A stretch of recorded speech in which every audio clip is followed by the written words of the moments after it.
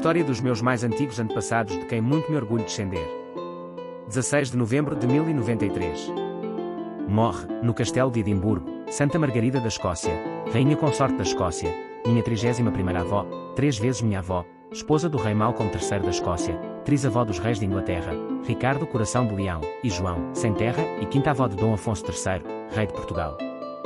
Santa Margarida da Escócia, ou Margarida do Essex, rainha consorte da Escócia, nasceu na Hungria em 1050 e morreu no castelo de Edimburgo no dia 16 de novembro de 1093.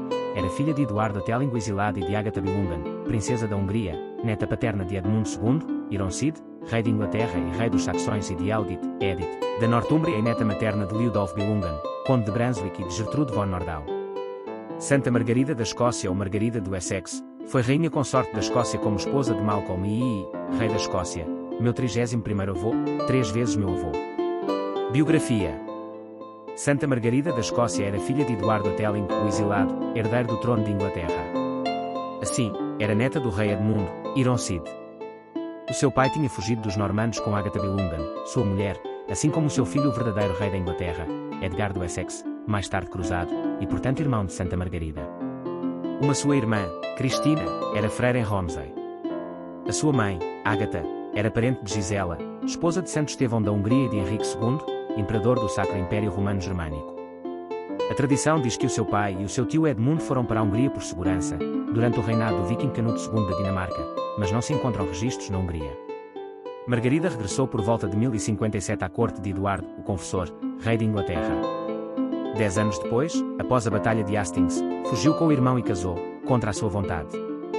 Morto o pai na conquista da Inglaterra pelos normandos, a sua mãe Ágata Bilungen, princesa da Hungria, resolveu voltar ao continente, mas uma tempestade destruiu o seu navio na Escócia, onde foram acolhidos por Malcolm III, que decidiu tomá-la por esposa. Margarida desejava ser freira. O casamento deve ter acontecido entre 1067 e 1070. Foi rainha devota e muito amada pelo povo, pois mudou os modos da corte e seus padrões de comportamento.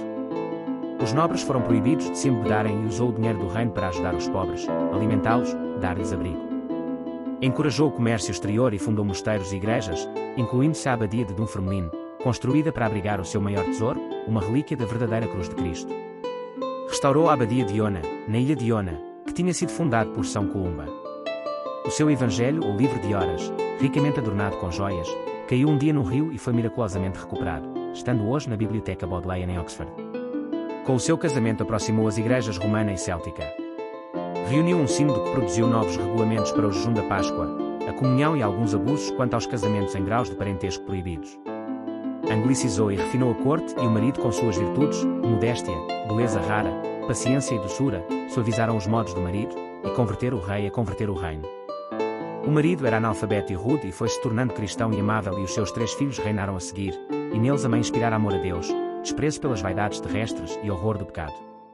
Santa Margarida da Escócia morreu a 16 de novembro de 1093, no castelo de Edimburgo, tendo sido o seu corpo sepultado diante do altar-mor da abadia de Dunfermline, em Fife, ao lado de seu marido, o rei Malcolm III da Escócia. Capela de Santa Margarida no castelo de Edimburgo. A Capela de Santa Margarida é a construção mais antiga do castelo de Edimburgo, século XII. Dizem que Santa Margarida da Escócia orava aqui, mas pesquisas indicam que foi erguida no início do século XII pelo seu quarto filho, o qual se tornaria rei David I, reinou de 1124 a 1153. A sua arquitetura tem referências às primeiras capelas celtas. Com a reforma protestante, a capela passou a ser utilizada como paiol de pólvora, até que fizeram arranjos, em 1929, para adequá-la às celebrações religiosas. A Rainha Santa Margarida da Escócia foi canonizada em 1250 ou 1251 pelo Papa Inocêncio IV e é festejada a 16 de novembro. As suas relíquias foram transferidas em 19 de junho de 1259 para um santuário novo, cuja base se vê na parede oriental moderna da igreja restaurada. Durante a reforma, o seu crânio passou a pertencer a Maria Stuart, rainha dos escoceses, e mais tarde aos jesuítas de Douai, acreditando-se ter sido destruído na Revolução Francesa.